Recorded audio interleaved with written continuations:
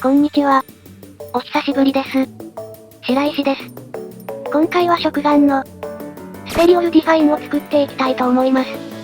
この食玩は最近発売された話題の商品ですね。一つ500円程度と割とお手頃な商品なのですが、ランダム商品なんですよねこれ。500円でランダムはやめてほしかったなぁ。ということで早速箱を開封してみましょう。はい。こちらが今回作るスペリオルディファインになります。気になる箱の中身は何でしょうか。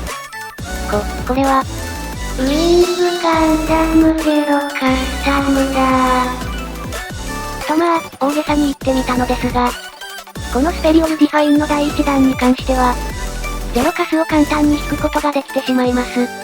ゼロカスは箱の中に中身がぎっしり詰まっているので、箱を振ってシャカシャカ音がしなければゼロカス。箱を振って音がしたら残りの4種ランダムといった具合になります。ウィングガンダムゼロカスタムがどうしても欲しいという方は、箱を振ってみるのもいいかも。さて、肝心の箱の中身はランナーが6枚。組み立て済みのバックパックが1つ。そして箱から音がしない原因と思われる、ゼロカスの大きな羽が2枚入っていました。それでは当たったウィングガンダムゼロカスタムを組み立てていきましょう。組み立てに使用したのは、タミヤの薄葉ニッパー。このキットはランナーの枚数が少ないので、比較的簡単に作ることができると思っていたのですが、これ結構作るの難しいですね。パーツが細かいし、取り付けたパーツがポロポロ取れて作業がなかなか進まないです。ぶっちゃけ、模型を作ったことがない方は、流行っているからと話題先行で買うのはあまりおすすめできないキットですね。最低でもニッパーと、接着剤がないと厳しいかなと、個人的には思う次第であります。本当にパーツがポロポロ取れてかなりストレスが溜まりますよこれ。はい。こちらが組み立て終わった、スペリオルディファイン、ウィングガンダムゼロカスタムになります。これはかなりかっこいいですね。パーツがポロポロ取れるストレスと戦った甲斐のある完成度です。さて、それではこのゼロカスの細かい部分に手を加え、めちゃかっこよくなるように仕上げていこうと思います。まずはじめに、ゼロカスの各部にある、目立つ合わせ目を消していきたいと思います。合わせ目消しに使用する道具は、クレオスの流し込み接着剤。この接着剤を合わせ目部分に流し込み、接着剤がプラスチックを溶かすのを約40秒待ちます。この待ち時間が合わせ目を消すために重要なので、焦らずゆっくり作業します。接着剤を流し込み、40秒程度時間を置いたら、パーツを思いっきり貼り合わせます。パーツを貼り合わせた際に、合わせ目から溶けたプラスチックがムニッと出てきたら、合わせ目消しは成功です。ムニッとはみ出たプラスチックが乾燥したら、デザインナイフや、彫刻刀を使用して、合わせ目からはみ出たプラスチックを切り取っていきます。この後にヤスリを使ってパーツを削るので、この段階では大まかにプラスチックを取り除ければ OK です。プラスチックを大まかに削ったら、紙ヤスリを使用して、削り残したプラスチックをきれいに取り除いていきます。紙ヤスリを使用してパーツを削り、合わせ目からはみ出たプラスチックと、パーツが辛い位置になるように削ることができれば、合わせ目消し作業は終了です。はい。こちらが合わせ目を消したパーツになります。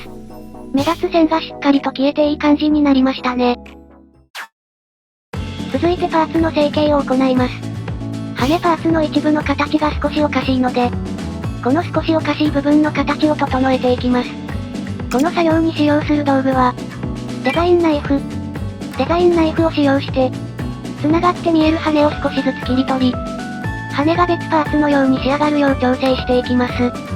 この作業は一度にたくさんパーツを削るのではなく、本当に少しずつパーツを削っていきます。一度にたくさん削って失敗してしまうと、修正作業が大変ですからね。少しずつ、丁寧に作業を進めましょう。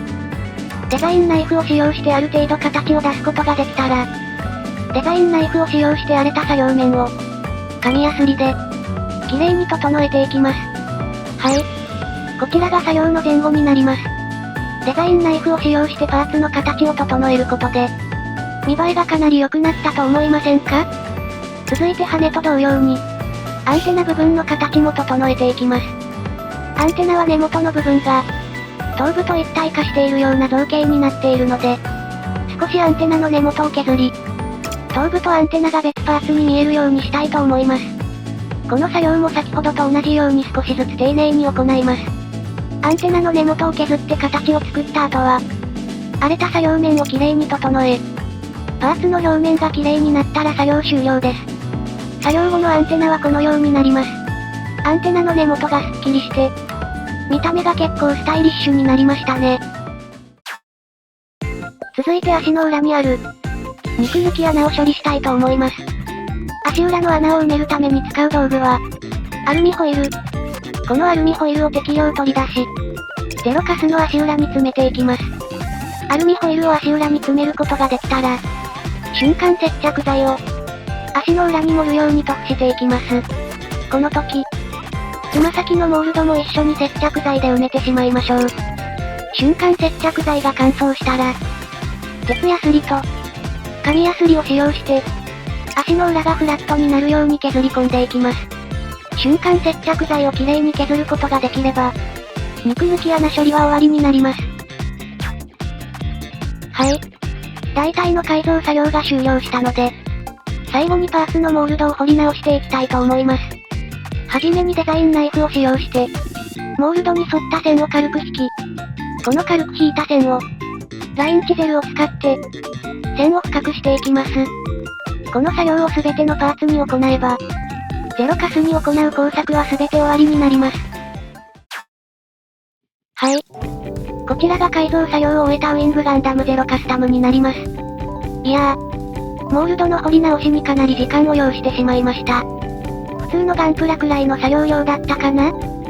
さて、改造作業を行ったウィングガンダムを確認して、修正する箇所や、目立った穴がない場合は、サーフェイサーを吹いて塗装の準備をしましょう。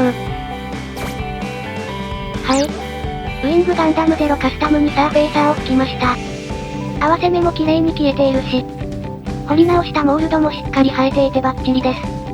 ざっと見た感じ、特に手直しする部分がないので、このまま塗装作業ができそうですね。いやー、それにしても、灰色のゼロカスもかっこいいですね。それでは、ウィングガンダムゼロカスタムに塗装を行いたいと思います。塗装を行う前に、塗料や筆、塗装クリップなどを準備しておきましょう。準備が終わったので塗装を始めていきましょう。まずは黒色の塗装から行います。この塗装に使用した塗料は、タミヤのナトーブラック。この色は各パーツの裏側や、ガンダムの目に塗装しました。黒色をパーツの裏側に塗装する理由ですが、模型の立体感と奥行きを出すために塗装しています。まあ、頭部パーツに関しては、組み立てた時に見えなくなってしまうので、裏側に塗装しなくてよかったかな？続いて白色の塗装を行います。この塗装に使用した塗料は、シタデルカラーベース、コラックスホワイトです。この塗料はウィングガンダム全体に塗る、塗装面積の大きい色ですね。白色はかなり塗装が難しいのですが、シタデルカラーを使えば、塗装難易度がいくらか軽減されるので、よかったら使ってみてください。筆塗りをする場合はマストの塗料だと、個人的には思っています。続いて赤色の塗装を行います。この塗装に使用した塗料は、クレオスのモンザレット。ガンダムの頭部や脚部などに使う色ですね。この塗料はかなり隠蔽力が高いので、数回塗装を繰り返すだけで、綺麗な赤色の塗膜を作ることができます。ただ塗りすぎてしまうと、塗膜が分厚くなってしまうので注意が必要です。続いて青色の塗装を行います。この塗装に使用した塗料は、クレオスのコバルトブルー。ウィングガンダムの各部に使う色ですね。この色は、ウィングガンダムの青とは少し違うかな？個人的にウィングガンダムの青は紺色や、と思っていたのですが、パッケージやガンプラの画像を見ると何か違う気が。ウィングガンダムの青はチョイスが難しいですね。続いて黄色の塗装を行います。この塗装に使用した塗料は、シタデルカラーベース、アバーランドサンセットです。黄色はアンテナと、肩アーマーの一部に使う色ですね。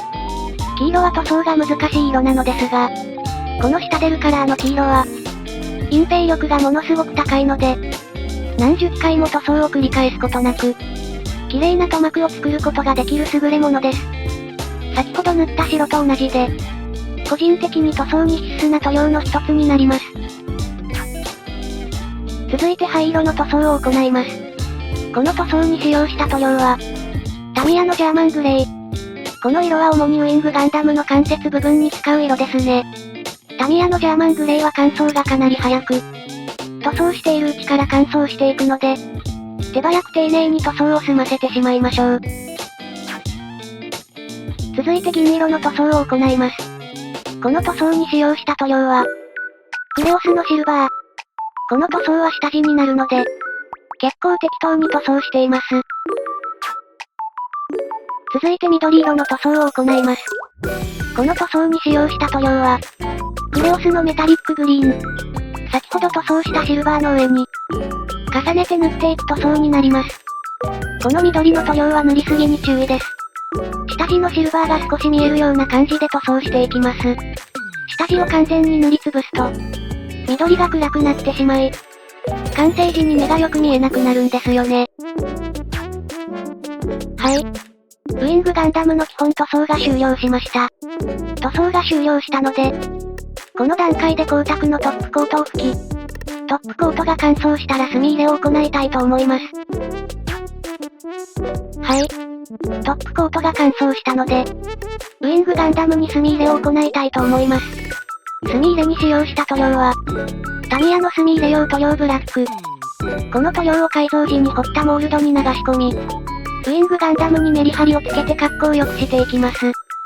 墨入れ塗料が乾燥したら、綿棒とエナメル溶剤を使用して、モールドからはみ出た余分な塗料を拭き取っていきます。はみ出た塗料をきれいに拭き取ることができたら、ウィングガンダムに行うすべての作業は終了になります。それでは完成したウィングガンダムゼロカスタムをご覧ください。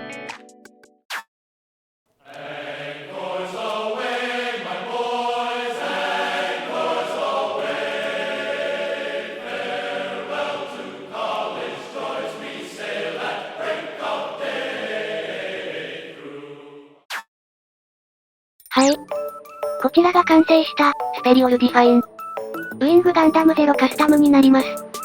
これは、かっこいいじゃない。何も手を加えない状態でも十分かっこいいですが、色を塗ったり、各部を改造するとよりかっこよくなりますね。さて、それでは今回の作成で失敗した部分の話をしたいと思います。まずは墨入れの拭き取り残し。左足と左手。そして後ろの羽に大きく墨入れ塗料を拭き取り忘れた部分がありました。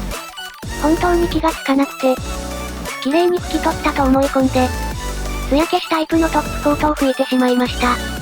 トップコートを拭いてしまったので、墨入れ塗料はもう取れません。